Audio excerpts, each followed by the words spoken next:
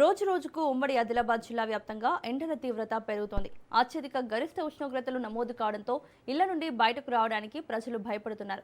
స్వచ్ఛంద సంస్థలు ఎండ తీవ్రతను దృష్టిలో పెట్టుకుని పెరుగన్నం, మజ్జిగ, అంబలి పంపిణీ కేంద్రాలను ఏర్పాటు చేశారు. ఉమ్మడి ఆదిలాబాద్ జిల్లాలో ఎండ తీవ్రతపై మరింత సమాచారాన్ని మా ప్రతినిధి అరుణ్ కుమార్ అందిస్తారు.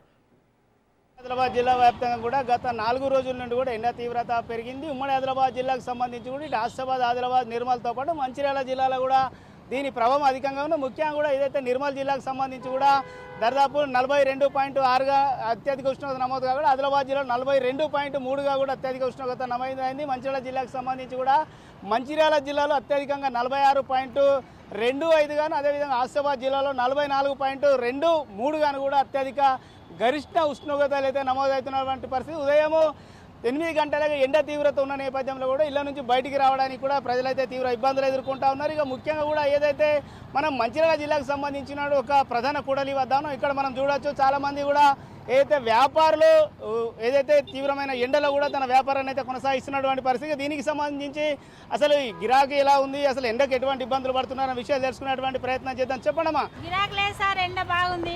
గిరాకీ లేదు, ఏం లేదు, ఎండ బాగా కొడుతుంది. బాగా ఎండ ఉంది. ఈడ 2 సంవత్సరాల నుండి అమ్ముతున్నాం.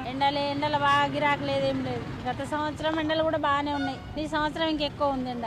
ఏం చేద్దాం, ఎండ బాగా కొడుతుంది కదా. ఇక రైట్, ఇదైతే ముఖ్యంగా కూడా ఏదైతే వ్యాపారులు అయితే తెలుపుతున్నటువంటి పరిస్థితి. దీనికి సంబంధించి కూడా మనం చూడొచ్చు, ఇప్పటికే కూడా చాలా ప్రాంతాలలో కూడా మంచిర్యాల జిల్లాకు సంబంధించి జిల్లా కేంద్రంలోని పలు ప్రాంతాలలో కూడా బ్రదర్ చెప్పండి, ఎక్కడి నుంచి వస్తున్న ఎండ తీవ్రత ఎట్లా ఉన్నది, ఎటు నుంచి పెట్టిపోతున్నారు? మార్కెట్కి వెళ్ళి ఇంటికి వెళ్తున్నాం. బాగా విపరీతంగా ఉన్న తట్టుకోలేకపోతున్నాం. ఇగోండి తువాలు పెట్టుకొని తిరుగుతాను. అంటే గత సంవత్సరం ఎట్లా ఉంది, ఇప్పుడు ఎట్లా ఉంది? గత సంవత్సరం కంటే ఇప్పుడు బాగానే ఉంది, ఎక్కువనే ఉంది ఎండ. బయట తిరగాలన్నా కానీ చాలా ఇబ్బందిగా ఫీల్ అవుతున్నాం. అంటే ఏంది మరి ముఖ్యంగా కూడా కొన్ని ప్రాంతాలు అంటే ఏం చెప్పదలుచుకున్న ప్రజలకంటే చిన్నపిల్లలు కావచ్చు, చాలా మంది కూడా ఎండ ఎంత లోపల ఇండ్లలో ఉంటే అంత మంచిది. రెడ్ అలర్ట్ అని ఉత్తగా అనలే. మంచిర్యాల తిరగాలంటే రెడ్ అలర్ట్ అని ఎందుకన్నారు? సింగరేణి ఏరియా ఇంకా చాలా వేడి ఉంటుంది. బయట దాంట్లో బాగా తక్కువ ఉంటుంది కానీ మన సింగరేణి ఏరియాలో బాగుంటుంది. రైట్గా ఏదైతే కొంతమంది వాహనదారులే తెలుపుతున్నటువంటి పరిస్థితి. దీనికి సంబంధించి కూడా అమ్మా ఎక్కడికి పోతున్నారు? ఎండ బాగా కొడుతుంది, ఎట్లా ఉన్నది ఎండ తీవ్రత? ఎండ ఎట్లా కొడుతుంది? ఎండ బాగానే ఉంది. ఎక్కడి నుంచి ఎక్కడికి పోతున్నారు?